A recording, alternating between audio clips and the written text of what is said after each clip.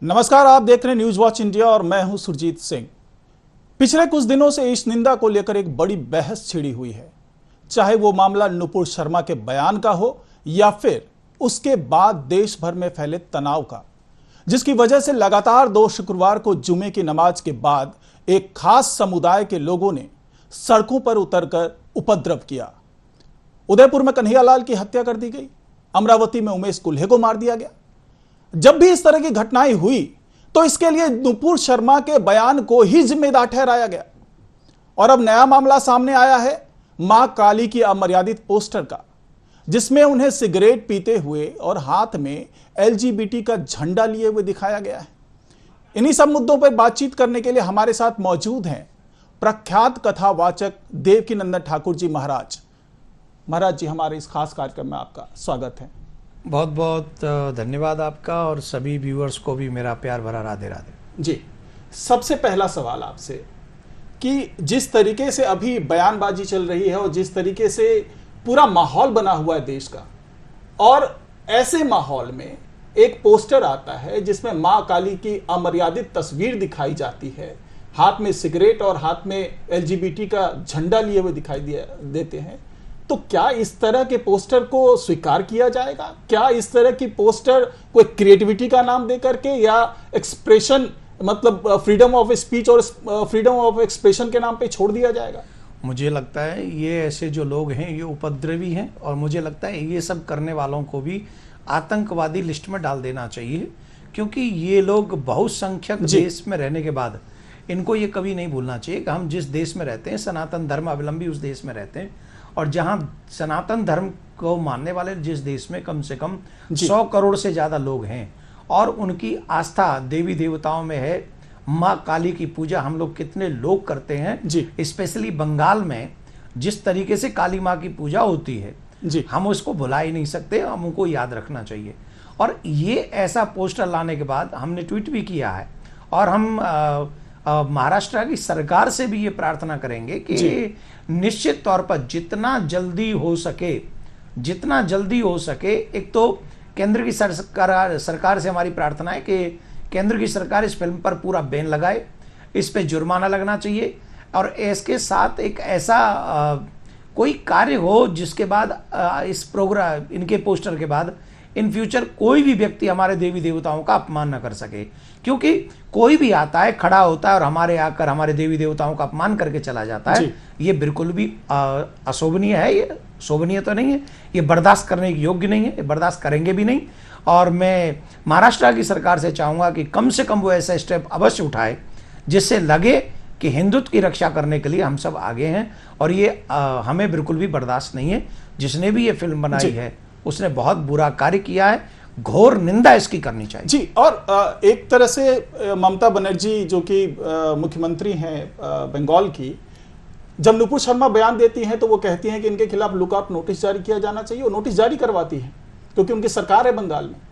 लेकिन उसके बाद जब इस तरह की बात आती है, जब एक मां काली की अमर्यादित पोस्टर बनाने की बात आती है, और उस पोस्टर के मुद्दे पर जब उन्हीं की पार्टी की सांसद है महुआ मोइत्रे जी, वो बयान देती हैं कि ये सब कुछ चलता है, हम अपनी मां काली को अपने रूप में देखने के लिए स्वतंत्र हैं, हमारे यहाँ मां काली शराब पीती हैं और मांस खाती हैं, अगर हम उस रूप में उनको देखना चाहते हैं तो उसमें किसी तरह का कोई विवाद नहीं होना चाहिए। तो क्या इस तरह के बयान को अब ममता बनर्जी क्यों स्वीकार कर रही है? क्यों? मुझे लगता है, मैं उनको जानता नहीं, मैंने उनका पूरा बयान सुना नहीं, आपने कहा तो मैं बोल रहा हूँ। अगर उन्होंने ऐसा बोला है तो वो मानसिकता उनकी गिरी हुई है, उनकी मानसिकता ठीक नहीं है, उनको अपने दिमाग का इलाज कराना चाहिए। हम जिस देश में रहते हैं कहीं भी नहीं लिखा है कि देवी माँ मांस खाती है या मदिरा पीती है। ये हम लोग अपने स्वार्थ के कारण ये सब करते। कोई देवी देवता न मांस खाता है न मदिरा पान करता है। और अगर कोई ऐसे पोस्टर हमारे लगाएगा और हम सब बर्दाश्त कर लेंगे, यही सनातन का रिस्पेक्ट है क्या? जी, हो सकता है आप पीते हो सकता है आप मांस खाते हो, इसका मतलब ये नहीं कि देवी देवताओं पर भी आप ये लागू कर देंगे। जी, आप किसी देवी की पूजा ऐसी करते होंगे, लेकिन ऐसा नहीं है। हमारी देवी देवता मर्यादा मंत्रों के द्वारा उनके पूजन होता है, कितनी पवित्रता, कितनी शुद्धता के साथ उनका व्यवहार, हम लोगों को पूजन उनका करना चाहिए। ये हमको पता नहीं है क्या? दुर्भाग्य है कि ऐसे लोग हमारे प्रतिनिधि हैं, जो हमारे देश में देवी देवताओं का अपमान करने वालों का साथ देते हैं। जी मैं तो उनका इस्तीफा मांगता हूं। जी ऐसे लोग जो जनप्रतिनिधि हैं और हमारे बहुसंख्यक 100 करोड़ हिंदुओं के देवी देवताओं का अपमान करते हैं, उन लोगों को तुरंत इस्तीफा देना चाहिए और उन्हें संवैधानिक पद पर रहने का कोई अधिकार नहीं। जी अगर आप हमारे भावनाओं की रक्षा नहीं कर सकते तो कम से कम ऐसे लोगों का साथ मत दीजिए जो हमारी भावनाओं के साथ खिलवाड़ करते हैं। मैं ममता बनर्जी से प्रार्थना करूंगा, ऐसे लोगों को अपनी पार्टी से निकाल दीजिए और इन लोगों का इस्तीफा ले लीजिए। जो बंगाल में काली मां की कितनी पूजा होती है, पूरा बंगाल उन्हें अपनी आत्मा मानता है, ऐसी देवी के ऐसे पोस्टर का सपोर्ट करने वाले लोगों को एक दंड देना चाहिए और ऐसा हमें इतिहास लिखना चाहिए कि आज के बाद कोई हमारे देवी देवताओं का अपमान न कर सके। जी, अगर इस तरह की बात आती है, एक जिम्मेदार पद पे हैं, सांसद हैं और ममता बनर्जी मुख्यमंत्री है, एक तरफ तो नुपुर शर्मा को लेकर के तमाम बयानबाजी होती है, टीएमसी की तरफ से बयानबाजी होती है, वो कहती हैं कि इस तरह के बयान देने के बाद पूरे देश में अशांति फैल गई है। दूसरी तरफ उनके सांसद इस तरह का बयान देती हैं और यही वजह है जो तमाम विपक्ष है या तमाम मुस्लिम कंट्रीज हैं जो आगे आकर के दबाव बनाते हैं भारत सरकार पे, बीजेपी पे दबाव बनता है और इनको बर्खास्त कर दिया जाता है नुपुर शर्मा को और उनकी गिरफ्तारी की मांग हो रही है। तो आपको लगता है कि नुपुर शर्मा के साथ जिस तरह का बर्ताव हो रहा है वो सही है? देखिए, मैं पहले तो एक बताऊं कि ये राजनीतिक मुद्दे हैं, राजनीतिक विषय मेरा है नहीं। मैं आध्यात्मिक व्यक्ति हूं और आध्यात्मिक व्यक्ति होने के नाते मैं सिर्फ इतना कहूंगा कि कोई भी मेरे देश में देवी देवता का अपमान न करे, चाहे वो किसी भी समुदाय का हो। मेरा मानना ऐसा है, मेरे वेद, मेरे शास्त्र, मेरे पुराण ये सिखाते हैं कि आप अपने देवी देवताओं का, अपने धर्म का सम्मान करो तो सभी के धर्म का सम्मान करो, लेकिन ये कतई नहीं हो सकता कि हम किसी के धर्म का सम्मान करते चले जाएं, हम किसी की भावनाओं का सम्मान करते चले जाएं और वो हमारे देवी देवताओं की ऐसे पोस्टर बनाए, वो हमारे देवी देवताओं की नंगी तस्वीर छापे, वो हमारे मंदिरों को तोड़ें, मूर्तियों को तोड़ें। ये कतई बर्दाश्त करने के योग्य नहीं है। तो हमें सबसे पहला काम ये करना चाहिए कि हम, नुपुर शर्मा के पक्ष में नहीं हूं, मैं बिल्कुल भी नहीं हूं जी। कोई राइट नहीं है कि आप किसी के देव मजहब को या किसी को आप उल्टा सीधा बोले, लेकिन मैं इस पक्ष में भी नहीं हूं कि अगर कोई व्यक्ति गलत बयान दे रहा है तो हम उसके बदले, उसका बदला लेने के लिए हम उसके समर्थकों का भी सर कलम कर दें। ये उस पक्ष में भी मैं नहीं हूं, क्योंकि मेरा देश ये बिल्कुल भी नहीं सिखाता कि हम किसी का सर कलम कर दें। हमें यह समझना होगा, हमें देश के संविधान के साथ चलना होगा और कोई भी राजनीतिक पार्टी, जितनी भी राजनीतिक पार्टियां हैं, मेरा सबसे हाथ जोड़ के प्रार्थना है, धार्मिक मुद्दों पर हमको अपनी अपनी रोटी नहीं सेकनी चाहिए। धार्मिक आत्मा का, धर्म आत्मा का विषय है और धर्म जब आत्मा का विषय है तो सबको फॉलो करना चाहिए। आपको वोट चाहिए मुस्लिम्स की, आपको वोट चाहिए अदर्स की, इट्स ओके जी। आप और मुद्दों पे भी उनका साथ दे सकते हो, लेकिन कोई हमारे देवी देवता का अपमान करे और हम उसको भी साथ दे दें, शायद यहां हमें जवाब ना देना पड़े, लेकिन वहां तो जवाब देना ही पड़ेगा और जब वहां जवाब देना पड़ा तो भारी पड़ेगा वो। जी, तो जो नुपुर शर्मा के बयान के बाद में जिस तरह की बातें आती है और जिस तरीके से हिंसा फैल जाती है, जुमे के जुमे हिंसा होती है और उमेश कुल्हे की हत्या कर दी जाती है, अमरावती में, उदयपुर में हत्या कर दी जाती है कन्हैया लाल की, तो आपको लगता है कि इस सबके लिए नुपुर शर्मा का बयान ही जिम्मेदार है? मैं क्या बोलूं इस पे? ये कैसे संभव है कि एक व्यक्ति ने कोई बयान दे दिया, जी, चलो मान लिया उसने बयान गलत दिया, जी, मान लो कि मैं एग्री करता हूं और मैं इस बात का समर्थक भी हूं कि गलत बयान नहीं देना चाहिए, किसी को भी नहीं देना चाहिए जी। पर एक और प्रश्न है, किसी का बयान देना गलत है तो किसी की जान लेना सही है क्या? जी, जान ले लेना किसी का, और वो भी इतनी बेरहमी से, सर काट देना, अलग कर देना, धड़ से अलग कर देना और फिर अपने आप स्वयं से वीडियो बनाना, ये कहां से ज्ञान लेके आए हो भाई? ये नहीं है। अगर मेरे देवी देवताओं का कोई अपमान कर रहा है तो मुझे कोर्ट जाऊंगा, मैं एफआईआर करवाऊंगा, मैं कोर्ट में केस लड़ूंगा, उसे सजा दिलवाऊंगा, ईश निंदा की तर्ज पे जो भी उसे सजा होगी वो सुप्रीम कोर्ट डिसाइड करेगा। ऐसा तो नहीं ना कि किसी ने पोस्टर बनाया कि मैं उच्चालूं, अपने हाथ में रिवॉल्वर लेके उसको गोली मार दूं, किसी पोस्टर किसने बनाया, ये ठीक रहेगा? जी। तो बिल्कुल भी ये बात ठीक नहीं है कि हम सीधा कह दें कि नुपुर शर्मा के चक्कर में हमने 2 लोगों का कत्ल कर दिया, ऐसा नहीं है। हम यही कहेंगे कि अगर किसी ने गलत बोला है तो हमें अपने भारत के संविधान के अनुसार उसका रिएक्ट करना चाहिए, ना कि हम अपने हाथ में तलवार लेके, खड़ग लेके, चक्कू लेके, कोई शस्त्र लेके हम उसको जाके मार दें। ये भारत संविधान से चलता है, शरीयत से नहीं चलेगा ये। जी जी, लेकिन एक बात और भी सामने आई है कि जब ये घटना हुई, घटना के बाद में तमाम जो मुस्लिम धर्मगुरु थे, कुछ धर्मगुरु कह ले, जो खुद को धर्मगुरु कहते हैं, इस तरीके से सार्वजनिक तौर पर नहीं कहा जा सकता कि वो हिंदू मुस्लिम धर्म के धर्मगुरु हैं, कुछ उलेमा रहे, कुछ खादिम रहे, उन्होंने कहा कि भाई नुपुर शर्मा का सिर कलम कर दिया जाए। या फिर एक भीम थे, उन्होंने कहा कि नुपुर शर्मा की जुबान काट ली जाए। क्या इस तरह के नफरती बयान और इस तरह के उन्मादी बयान देकर के क्या ये साबित करना चाहते हैं? क्या मजहब को उकसाना चाहते हैं, या फिर वाकई वो चाहते हैं कि शरीयत कानून के तहत अगर कोई इस निंदा करता है तो उसका ये हाल कर दिया जाए? देखिए, हमारे यहाँ शरीयत नहीं चलता है, हमारे यहाँ संविधान चलता है जी। और हम सभी को ये बात समझनी चाहिए कि अगर अपने देश को आगे लेके जाना, ये पाकिस्तान नहीं है, ये अफगानिस्तान नहीं है, ये इराक नहीं है। हम लोग जिस देश में रहते हैं वो भारत है, और भारत में भाईचारे की बातें अधिकांश होती है। हम लोग भाई एक 70 सालों से एक दूसरे के साथ में रह रहे हैं। अगर किसी एक स्त्री ने, वो कोई बहुत बड़ा दबंग व्यक्ति नहीं है, वो पार्टी का किसी का लीडर नहीं है, एक स्त्री ने अगर कोई बयान गलत दे दिया, और मैंने सुना है उसके बाद उन्होंने सॉरी भी बोला, क्षमा मांगी, चलो मान लिया, लेकिन क्या वो इतनी बड़ी वजह है कि हम 2-2, 4-4 लोगों का सर काट दें? मुझे नहीं लगता कि इतना बड़ा वो रीजन है कि हम किसी का सर काट देंगे। आप भाई साहब, पूरी दुनिया एक तरफ, आप एक सेकंड एक सांस नहीं दे सकते किसी को, और आपको क्या लगता है वो 2 लोग मरे? वो 2 लोग नहीं मरे, 4 लोग नहीं मरे, उनका पूरा परिवार मर गया। जी, लेकिन इसी तरह का बयान फिर जब ये मां काली के मर्यादित पोस्टर आने के बाद इसी तरह का बयान अयोध्या से भी आया, वहां से भी महंत राजू जी ने ऐसा ही कुछ कहा।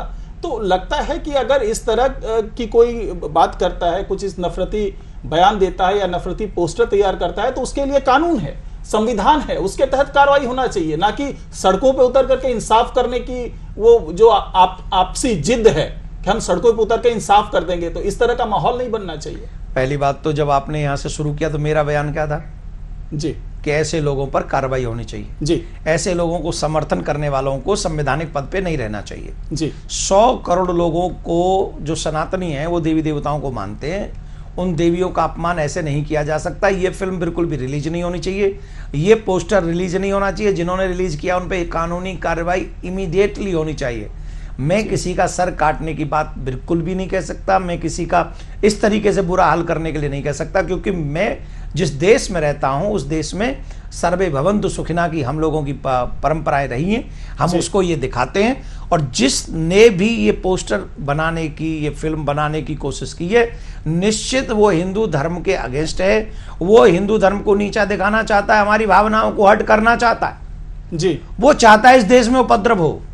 तो हम देश में उपद्रव तो नहीं चाहते, लेकिन हम ये जरूर चाहते हैं कि जिन्होंने भी ये फिल्म बनाई है उस पर कानूनी कार्रवाई हो। ये फिल्म रिलीज नहीं होनी चाहिए, ये पोस्टर रिलीज नहीं होना चाहिए। अगर ये फिल्म और ये पोस्टर रिलीज होते हैं तो निश्चित हम समझेंगे कि हम हिंदुओं का कोई नहीं है, और फिर कुछ न कुछ ऐसे ही बयान आएंगे जो अभी आपने बताया मुझे। तो ऐसा बयान नहीं आए उसके लिए जरूरी है इस फिल्म मेकर को पकड़ा जाए, इसे अरेस्ट किया जाए और फिल्म मेकर को पकड़ के अंदर डाल दिया जाए, और इससे कहा जाए कि ऐसी फिल्म आज के बाद हम नहीं बनाएंगे।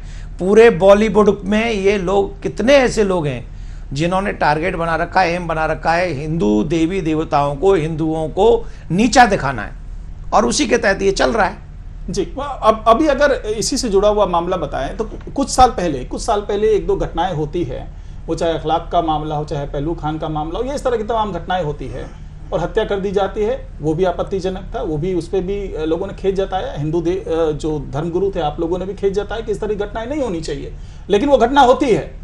लेकिन उसके बाद उसे सियासी रंग दिया जाता है। कुछ लोग, कुछ बुद्धिजीवी, तथाकथित बुद्धिजीवी आगे आते हैं, अपने अवार्ड लौटाना शुरू कर देते हैं। इंटॉलरेंस का जो जुमलेबाजी होती है खूब जम के होती है, और यहां तक कह जाते हैं उसमें कुछ बॉलीवुड के कलाकार भी शामिल हैं जो कि बहुत ख्याति प्राप्त कलाकार हैं, वो तक यहां कहने लगते हैं कि अब हमें डर लगता है भारत में रहने में। अब जो घटनाएं हो रही है, क्या अब डर नहीं लगता? क्या अब इंटॉलरेंस की बात नहीं की जा सकती? हाँ, उनको डर लगता है, और इसीलिए वो अपने बच्चों के साथ मुझे विचार से पाकिस्तान चले गए। वो यहाँ नहीं रहते अब, वो या कहीं छुप गए जाके, है ना। डर लगता है, इतनी बड़ी फिल्में बना के, इतना पैसा कमा के, 3 शादियां करके जी, 3 शादियां करके डर लगता है तुमको? पागल बनाते हो। किसी और देश में जाके करके दिखाओ ये, और वहां बोल के दिखाओ, डर लगता है। जी। ये सिर्फ भारत को बदनाम करने की कोशिश है। ऐसे लोग फिल्मों के माध्यम से तो पैसा कमाते ही हैं, मुझको ऐसा लगता है कि इनको बाहर से पैसा मिलता है हमारे देश की छवि खराब करने की। मैं तो हिंदू लोगों से, सनातनियों से एक निवेदन करूंगा, ऐसे लोगों की कोई भी फिल्म आए जो हमारे धर्म को और हमारे देश को बदनाम करने की प्लानिंग करते हैं, जीवन में कभी भी ऐसे लोगों की फिल्म मत देखो, चाहे वो कुछ भी करे। यही वो लोग हैं जिनका नाम आप ले रहे हैं, उन्होंने हमारे शंकर भगवान का अपमान किया जी। उन्होंने हमारे शंकर भगवान पर ऐसी फिल्में बनाई हैं और आज तक किसी भी धर्मगुरु ने नहीं कहा कि उसका सर काट लो जाके। जी। ठीक है ना। तो हम लोग इतने सहनशील हैं और हम चाहते हैं कि अगर हम चाहते हैं कि तुम अभिनय करो या कुछ भी करो या अच्छे काम करो, तो तुम हमारी भावनाओं को हट क्यों करते हो भाई? कहाँ ये चलेगा कि तुम हमारी भावनाओं को हट करो और दुख दो हमें? 100 करोड़ लोगों की भावनाओं को हट करो, कभी शंकर भगवान को भगाओ, कभी दुर्गा मैया से सिगरेट पिलवाओ, काली मैया को ऐसे दिखाओ। ये क्या करते हो तुम लोग?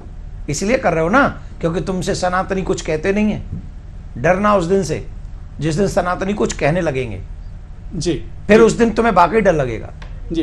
अब इसी से जुड़ा हुआ मामला है, क्योंकि जो नुपुर शर्मा ने बयान दिया था उसके बाद जिस तरह की घटनाएं हुई, उसके बाद सुप्रीम कोर्ट ने भी यह टिप्पणी की कि नुपुर शर्मा के कारण ही देश भर में अशांति फैली, और चूंकि वो रसूखदार है इसलिए उनके खिलाफ कोई कार्रवाई नहीं हो रही, उनकी गिरफ्तारी नहीं हो रही है। क्या आपको भी ऐसा लगता है कि अगर नुपुर शर्मा को गिरफ्तार कर लिया जाता या वो आकर के टीवी पर माफी मांग देती तो इस तरह का माहौल नहीं बनता देश भर में? देखिए, सुप्रीम कोर्ट ने क्या कहा है मैं इस विषय में कोई टिप्पणी नहीं कर सकता, क्योंकि मैं सुप्रीम कोर्ट का सम्मान करता हूँ, मैं जुडिशरी का बहुत ज़्यादा सम्मान करता हूँ और मैं आदर करता हूँ। वो उन्होंने क्यों कहा, कैसे कहा, वो उनका अपना व्यक्तिगत मामला है और वो जो कहें वो हमको मानना ही पड़ेगा जी। लेकिन एक बात मैं अवश्य कहना चाहूँगा, कोई भी वजह किसी की जान लेने के लिए पर्याप्त नहीं है। अगर नूपुर शर्मा पर टिप्पणी की गई है तो टिप्पणी की जानी चाहिए कि कन्हैयालाल का मर्डर करने वालों को टिट फॉर टैट उसी की तर्ज पर वो सजा मिलनी चाहिए और एक ऐसी नजीर प्रस्तुत होनी चाहिए जिसके बाद कोई आगे इन फ्यूचर किसी भी निर्दोष व्यक्ति के परिवार को नष्ट न कर सके और ऐसे उसका सर धड़ से अलग न कर सके। मेरा मानना ऐसा है कि किसी के बयान पर आप किसी का सर नहीं काट सकते, और उसका तो काटा ही नहीं, समर्थक का काट दिया। अब जी। व्हाट्सएप स्टेटस लगा लो, 16 साल का जो फ्रेंड है आपका, वो व्यक्ति आपका सर कटवा देगा। ये है भाईचारा। इसीलिए मैं कहता हूं कि भाईचारे की कोई जगह, सिर्फ भाईचारा भाईचारा कर रहे हैं हम लोग, चारा बनने जा रहे हैं, वो खाए जा रहे हैं और हम लोग वाह वाही ताली पीटे जा रहे हैं। और धिक्कार है उन लोगों को जो कुर्सी के चक्कर में फिर भी मैं करते रहते हैं। जी। डरना उस दिन से जिस दिन ये 15% तुम्हारे 30% हो जाएंगे ना, तब कहां जाएगा तुम्हारा भाईचारा। हम किसी के अगेंस्ट नहीं है, जी और जीने दो की राह पर तो चलो, ऐसे थोड़ी आप किसी का भी सर काट दोगे। बयान किसी ने दिया है उसे सॉरी बोलना चाहिए, लेकिन हमारे शिव जी को क्या कहा गया, हमारे देवी देवताओं का अपमान कम किया गया कि टीवी चैनलों पर क्या कहा गया, भगवान शिव के पार्थिव, भगवान शिव के शिवलिंग को कहा गया ये पर्सनल पार्ट की पूजा क्यों करते हो। अब उन मूर्खानंदों को कौन बताए शिवलिंग का मतलब क्या है। संस्कृत में शिवलिंग का मतलब है प्रतीक, पुरुषत्व का चिन्ह नहीं। लेकिन पढ़े तो है नहीं, क ख ग भी नहीं पढ़े, उस विषय में बोलना जरूर है क्योंकि उद्देश्य बना रखा है हिंदू धर्म का अपमान करना है। ऐसे लोगों के उन्होंने जब हमारे शिव जी को पर्सनल पार्ट कह दिया, फिर क्या होना चाहिए, इस तरफ से भी बात होनी चाहिए कि सर कलम करो, इनाम रख देना चाहिए उसकी जुबान पर। कितने सर काटे हिंदुओं ने बताओ, कितने काट दिए, नहीं काटे ना।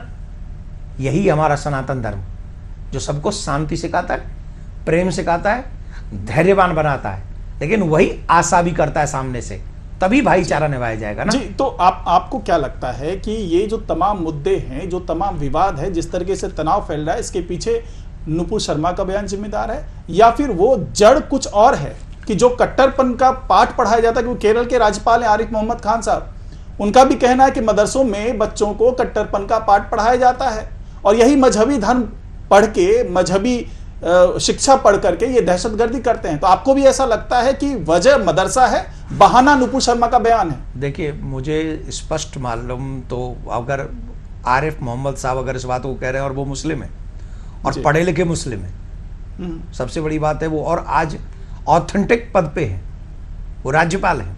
जी अगर उन जैसा व्यक्ति ये कह रहा है कि इन सब के पीछे मदरसे हैं, तो उनको कोट करते हुए अगर मैं इस बात को कहूं जी कि उन मदरसों की जांच होनी चाहिए, उनकी मॉनिटरिंग होनी चाहिए। अगर वो मदरसे में, पहली बात तो मदरसे अगर यही सच है जैसा कि मोहम्मद साहब ने कहा, तो बंद ही हो जाने चाहिए इस देश में, क्योंकि सरकारी फंड से वो चलते हैं। जी सरकार गजब है, अजीब कंट्री है, पैसा भी दे और अपने बहुसंख्यक लोगों का सर भी कटवाए, तो ऐसा कौन सा ज्ञान है भाई?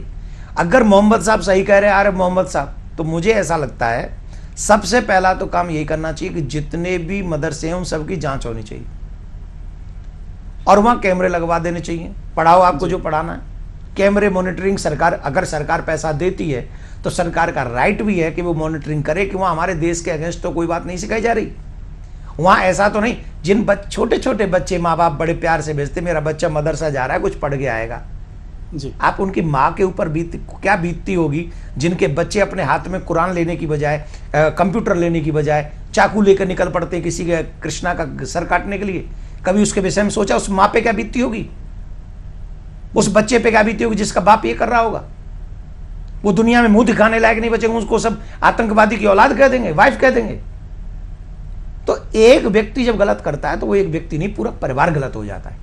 इसलिए सरकार का दायित्व बनता है कि वो मॉनिटरिंग करे और कोई भी गलत शिक्षा अगर मिल रही है तो उसे बंद कराए। जी मतलब सवाल मेरा फिर एक बार है, ठीक है मदरसा गलत है, कुछ भी है, नहीं, तो मैं ये नहीं कह रहा गलत है, जी ये जांच का विषय है। अगर आरिफ मोहम्मद साहब कह रहे हैं कि वो गलत है, वहां गलत शिक्षा दी जा रही है, तो ये जांच का विषय है।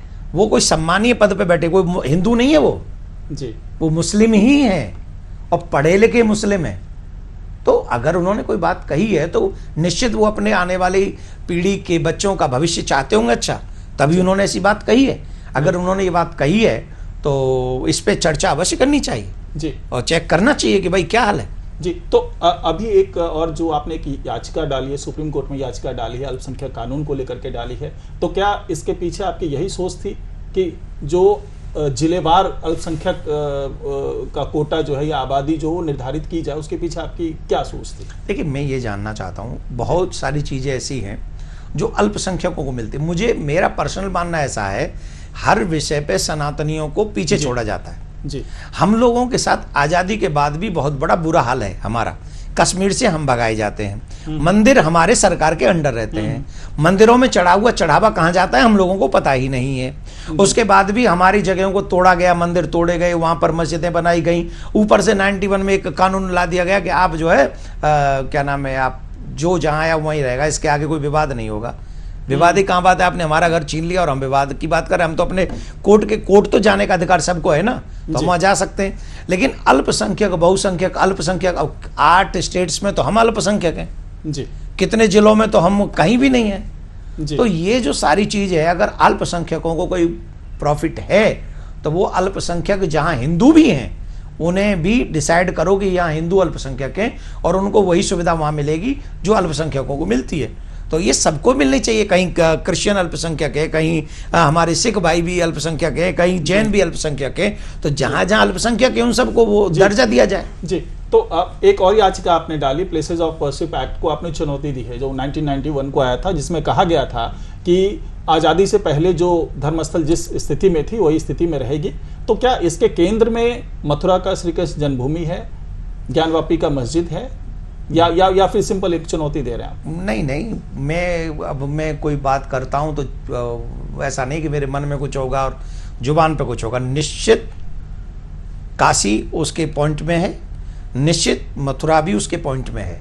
आज अगर हम यहाँ बात कर रहे हैं तो मैं जनता को, सनातन धर्म के लोगों को ये बात स्पष्ट कर देना चाहता हूँ कि 91 में जो कानून बनाया गया वो इसलिए बनाया गया कि कहीं सनातनी आगे जाके कार्य ना करें। मैं ये जानना चाहता हूँ, कोर्ट जाने का अधिकार, 2 भाइयों में लड़ाई हो जाएगी, 2 भाइयों में लड़ाई होगी कि ये मेरा है, ये मेरा है, निर्णय कौन करेगा? लड़ते रहें, कब तक लड़ें? भाई निर्णय करना है तो किसी को तो पंच बनना पड़ेगा ना। तो यहाँ पंच बनेगा सुप्रीम कोर्ट। और हमसे, बहुसंख्यक लोगों से, 100 करोड़ हिंदुओं से क्या कह दिया गया, तुम कोर्ट नहीं जा सकते। तो आज के बाद कहीं नहीं जाओगे। क्यों नहीं जाएंगे भाई? हर एक देश में नागरिकों को यह अधिकार होता है कि वो कम से कम अपनी बात कोर्ट में जाके कहे। तो इसलिए उसको चैलेंज किया कि हम कोर्ट जाने का अधिकार हमें दिया जाए। सही है कि गलत है, मथुरा हमारा है कि नहीं, ये कोर्ट डिसाइड करे, हम थोड़ी कर रहे हैं। काशी हमारा है कि नहीं है, ये कोर्ट डिसाइड करे, हम थोड़ी कर रहे हैं। लेकिन इन कार्यों को भी करने से रोक लिया जाए, it's not good. Narasimha Rao सरकार ने वो ठीक नहीं किया, ये मेरा मानना। मतलब आपका यही मानना है कि इस जो ये कानून है, वर्शिप एक्ट है, उसको चेंज किया जाना चाहिए, और चेंज करने के पीछे तर्क ये तमाम यही है कि अगर जो मामला पहले से चला आ रहा है, भले वो कोर्ट में मामला हो या बाहर से विवाद चल रहा हो, तो उस विवाद को सुलझ जाने दें, उसके बाद ये एक्ट लागू हो जाएगा। उन मामलों को क्यों आप इसमें घसीट रहे हैं, जो चाहे मथुरा का विवाद हो, चाहे काशी का विवाद हो, चाहे और भी 8-10 जगह ऐसे हैं जहां पे विवाद बहुत लंबे दशकों से है, सदियों से ये विवाद चल रहा है। तो कम से कम इसको सुलझ जाने देते ना जी भाई। कम आप और हम सब जानते हैं, हम भारत में रहते हैं, भारत में मथुरा, काशी, अयोध्या, ये 3 हमारे लिए बहुत बहुत महत्वपूर्ण प्लेस। जैसे हम लोग मक्का नहीं बदल सकते जी, हमने तो नहीं कहा कि मक्का में आप जो कुछ कीजिए। मक्का वाले हमारे मुसलमान भाइयों के लिए एक बहुत बड़ा स्थान है, वहाँ पर वो लोग जाते हैं और उनको सब लोग रिस्पेक्ट देते हैं, हम भी रिस्पेक्ट देते हैं। लेकिन हम मथुरा कैसे बदल दें? कृष्ण जी तो यहाँ आए थे भाई, तो बर्थ प्लेस है ना कृष्ण जी का, और वो राम जी का बर्थ प्लेस है अयोध्या। काशी भगवान भोलेनाथ का ही है। तो इन 3 चीजों का बदलेंगे कैसे जी? और आपका वहां कोई पीर पैगंबर आया नहीं, वहां आपका कोई भी पीर पैगंबर एक ने जन्म नहीं लिया वहां पर। जब एक ने जन्म लिया ही नहीं, तो भाईचारा निभाने के लिए तो बात है कि आप हमारे 3 जगह छोड़ दीजिए। लेकिन वो छोड़ने नहीं। अब क्या विवाद बढ़ेगा? विवाद कहां सुलझेगा? कोर्ट में। तो कोर्ट में जाने का अधिकार तो हमको होना चाहिए ना। हम कोई तलवार की नोक पे थोड़ी ले रहे हैं, कोर्ट जाकर ले रहे हैं। कोर्ट जाएंगे, बात करेंगे, कोर्ट को जो अच्छा लगेगा वो निर्णय दे देगा। जयराम जी की उसमें लड़ाई की कोई बात ही नहीं। जी जी, तो आपने एक जनसंख्या नियंत्रण कानून पर भी बात की है, उसको भी बदलने की बात की है। मतलब ये कि नियंत्रण कानून बने, कहने का मतलब यही है कि एक जनसंख्या नियंत्रण कानून बने जिससे तमाम आबादी पे नियंत्रित किया जाए, क्योंकि जनसंख्या सबसे बड़ी समस्या है। इससे रोजगार भी जुड़ा है, इससे महंगाई भी जुड़ी है। लेकिन लोगों का ये मानना है कि ये लक्ष्य आपका है मुस्लिमों की आबादी, क्योंकि हिंदुओं की आबादी पहले से नियंत्रित है। आप मुस्लिमों की आबादी को नियंत्रित करना चाहते हैं, इसलिए जनसंख्या नियंत्रण कानून पे जोर दे। अच्छा एक बात बताओ, एक मुसलमान भाई के घर में 15 बच्चे हैं, 10 बच्चे हैं, और उनके घर में रोटी खाने की व्यवस्था नहीं है, क्या होगा फिर उनका? आप बताइए, रोग लगेंगे कि नहीं जी? परेशानी होगी कि नहीं जी? आप 2 बच्चे करिए, 3 बच्चे करिए, और उनको पाल पोस के किसी को डॉक्टर, किसी को इंजीनियर बनाइए, और उन्हें इतने अच्छे बनाइए जो तुम्हारे घर को भी संभाल सके और वो तुम्हारे आने वाले देश में भी अपना नाम रोशन कर सके। आप ऐसा देश चाहते हैं कि ऐसा देश चाहते हैं कि कुछ हो न हो, भूखे मरो, चाहे कुछ भी करो, पर 15-20 इकट्ठे करते चले जाओ? और देश की भी तो एक लिमिट है ना जी भाई। आप और हम यहाँ स्टूडियो में बैठे हैं और लिमिट से ज़्यादा लोग आ जाएंगे तो क्या होगा? देश के विकास में अवरुद्ध होगा।